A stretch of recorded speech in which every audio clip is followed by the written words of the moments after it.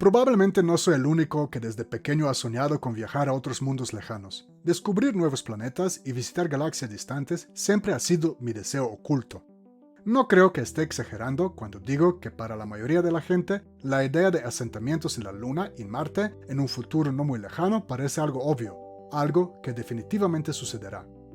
Parece que nada puede detener los viajes espaciales en un futuro próximo. Pero antes de hacer las maletas y prepararnos para la aventura más loca de nuestras vidas, tenemos que lidiar con un hecho desagradable que todas las empresas y agencias espaciales parecen evadir. La verdad es que no está nada claro si los viajes prolongados en el espacio interplanetario e interestelar y los asentamientos permanentes en la Luna y el Marte serán posibles. Es bastante probable que la humanidad colonice un solo planeta en toda su existencia, la Tierra. Blog solar. Durante las últimas décadas, varias empresas han anunciado de que pronto llevarán personas a diferentes mundos en el sistema solar. Por ejemplo, la corporación estadounidense SpaceX anunció en 2016 en el Congreso Astronáutico Internacional en México que enviará 2 misiones no tripuladas a Marte para 2022, con el objetivo de facilitar la llegada de los primeros astronautas al planeta rojo en 2024. Se supone incluso que a largo plazo SpaceX establecerá una colonia en Marte. La empresa holandesa Mars One anunció objetivos similares en 2012 y se esperaba que su tripulación llegara a Marte en 2024 o 2025, a pesar de no tener experiencia ninguna en viajes espaciales. En 2013 incluso realizaron un concurso para la selección de los astronautas que serían los primeros terrícolas en el planeta rojo.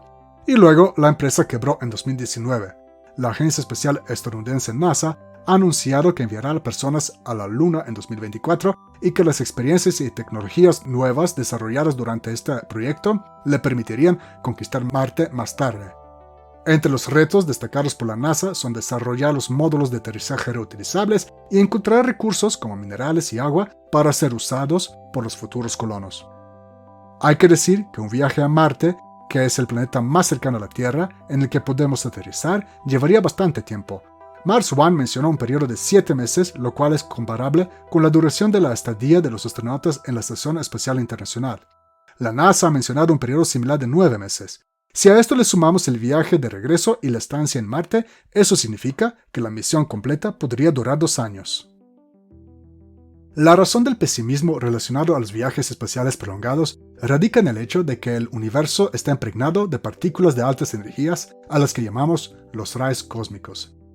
Es por esta radiación que la duración del viaje a través del espacio interplanetario no se puede comparar con la duración de una estancia en la Estación Espacial Internacional. Como veremos, los rayos cósmicos pueden dañar nuestros tejidos y provocar enfermedades graves en los astronautas, como el cáncer. La Tierra nos protege de la mayoría de estas partículas con su campo magnético y su atmósfera bastante densa. Por lo tanto, relativamente pocos rayos cósmicos alcanzan la superficie de nuestro planeta. El escudo magnético de la Tierra se extiende desde su superficie hacia el espacio interplanetario y, a través de la interacción con el viento solar, forma una especie de cavidad alrededor de la Tierra. Esta la llamamos la magnetosfera.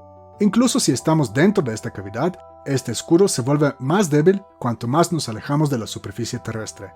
Si tomamos como ejemplo la Estación Espacial Internacional, podemos ver que su órbita se encuentra a una altitud de 400 kilómetros, lo cual está lo suficientemente cerca de la Tierra como para que su campo magnético proteja a los habitantes de la estación de los rayos cósmicos. Por otro lado, en su camino hacia Marte, los astronautas no tendrán esta protección, y no solo en camino a Marte. A diferencia de la Tierra, el planeta rojo no tiene su propio campo magnético global y su atmósfera es muy tenue. Eso significa que los astronautas en su superficie estarían expuestos a la radiación cósmica casi de la misma manera que en el espacio interplanetario. Y este hecho puede arruinar nuestros planes para realizar estadías prolongadas en Marte. Hay otra fuente de riesgo para los astronautas. Son un tipo de partículas que se aceleran a altas energías cerca del Sol durante los eventos explosivos llamados las ráfagas o en el espacio interplanetario en frente de eyecciones de masa coronal. Sus energías máximas alcanzan hasta 10 millones de electronvolts, que es menos que los rayos cósmicos, pero su aparición es bastante aleatoria y su intensidad es mucho mayor. Estas partículas causan dolores de cabeza a nuestros satélites artificiales durante las tormentas geomagnéticas.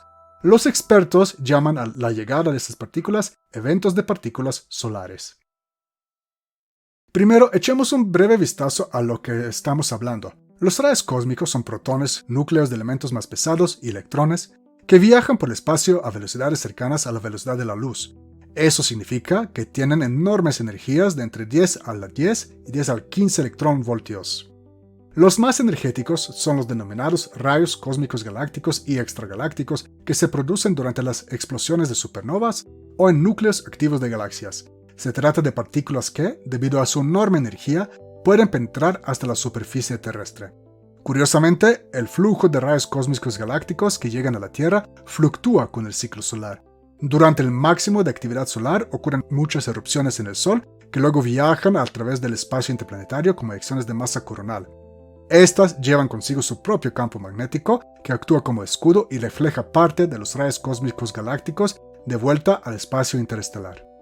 Luego están los rayos cósmicos anómalos con energías entre 10 a la 7 y 10 a la 8 electronvoltios. Los científicos creen que la fuente de estas partículas son iones neutros provenientes del espacio interestelar que ingresan al sistema solar. Cuando se acercan lo suficiente al Sol, los rayos X y la luz ultravioleta extrema del Sol los ionizan.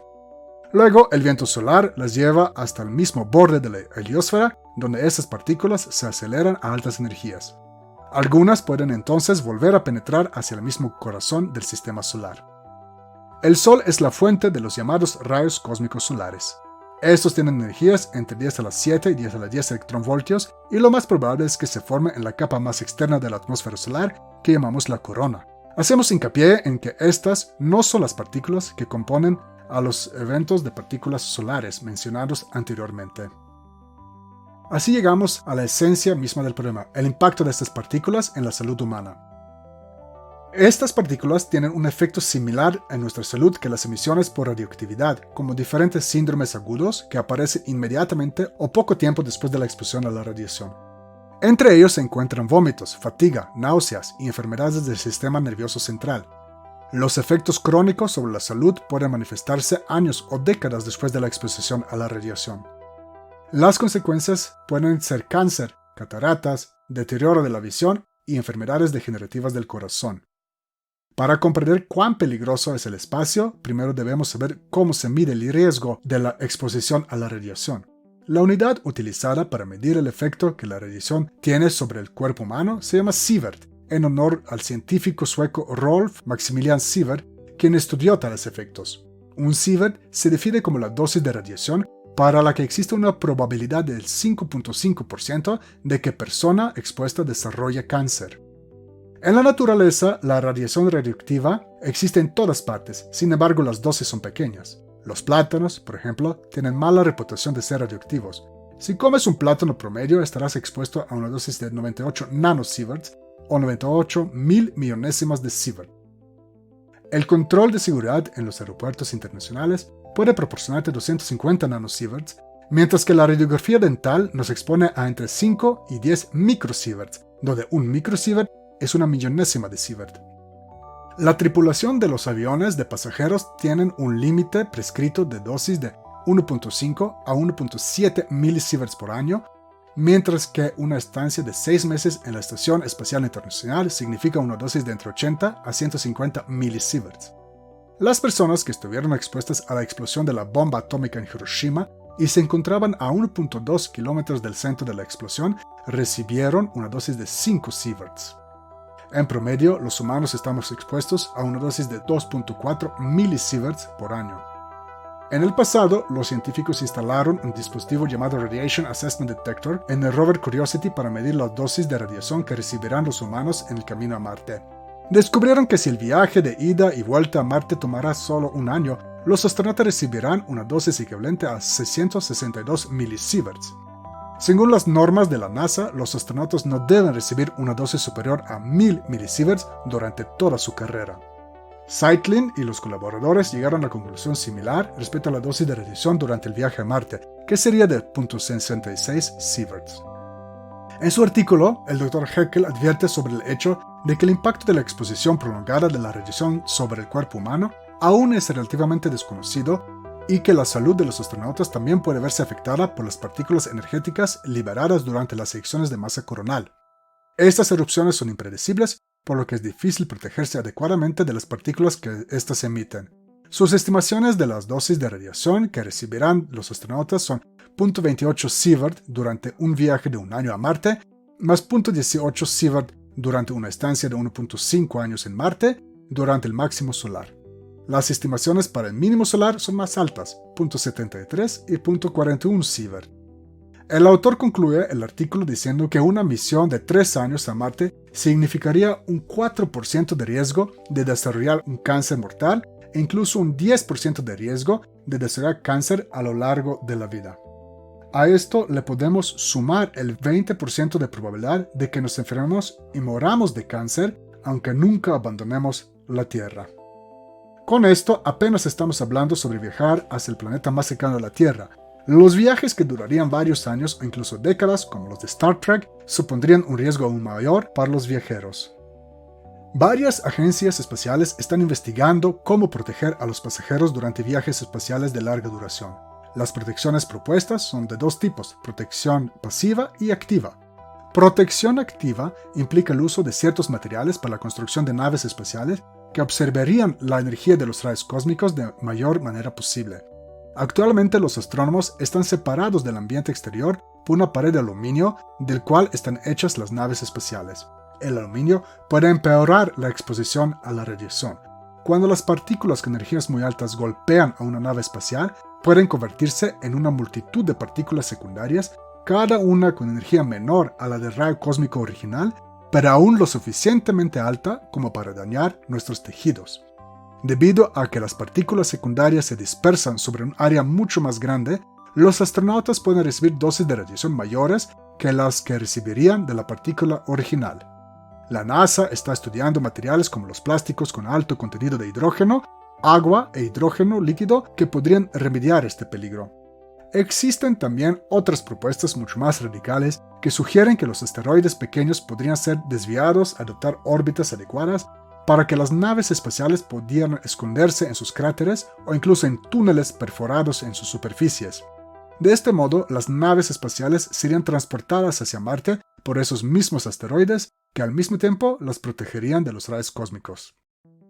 Por otro lado, el blindaje activo implica crear un campo magnético alrededor de las naves espaciales que entonces repelería los rayos cósmicos. Este campo magnético tendría que ser lo suficientemente fuerte, lo que requeriría muchísima energía. Cabe destacar que la protección pasiva está lejos de ofrecer una solución adecuada, ya que no elimina la suficiente radiación. Por otro lado, actualmente no tenemos la tecnología para la protección activa. Los aventureros que se embarquen en viajes espaciales en un futuro cercano tendrán que aceptar los riesgos que estos traerán. Lo más probable es que viajes similares se limiten primero a estancias cortas en las órbitas terrestres, especialmente para los llamados turistas espaciales. Los valientes exploradores de rincones del universo aún inexplorados tendrán que esperar la llegada de las nuevas tecnologías.